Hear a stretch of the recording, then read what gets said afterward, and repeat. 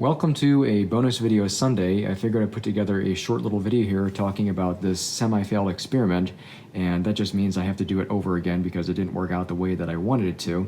But there is something to learn from this. So what I actually have growing here is Stevia. This is the sugar substitute, and this is a 3 net pot setup. These are for hydroponics, and I just covered them with some old socks that were going to be thrown away, and that's just for root air pruning. Really good for growing in soil if you do something like this, but this was basically free to add those on. What I actually have over here is soil, and then I have over here on the right hand side that's earthworm castings, that's straight earthworm castings, and then we here in the middle here we have a 50-50 mix of soil and earthworm castings. So what I really wanted to do was see how plants would grow in the short term, not necessarily a full growth, just to see how they would grow in each one. And I will be doing that in an upcoming video once I restart the experiment, but there's something to learn here. I started out with 5 seeds in each one of these pots here. I treated them all exactly the same, and as you can see, the only one that actually sprouted, there was 2 plants here that sprouted, was the one in the soil. And there's a reason why I think this is, and well, there's 2 reasons.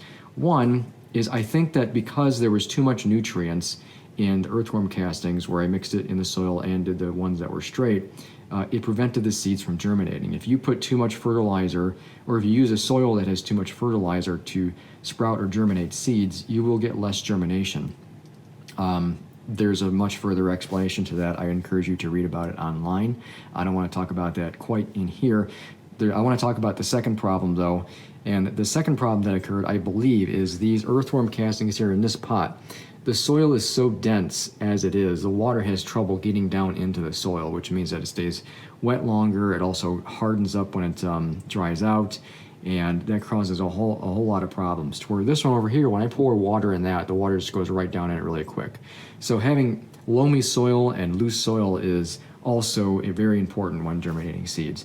So that's really the only 2 things I wanted to point out with this little experiment. It's not failed, and I am actually going to eat one of these leaves for you. I want to taste one of these right now, and I want to see if it's actually sweet, like they say it is, because I've never ever done this. I don't think I've actually even had stevia before.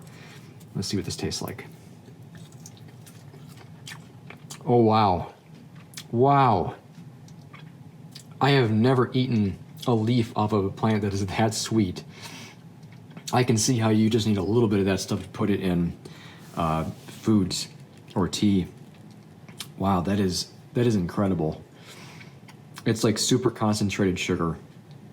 Okay, that's it for this video. Thanks for watching.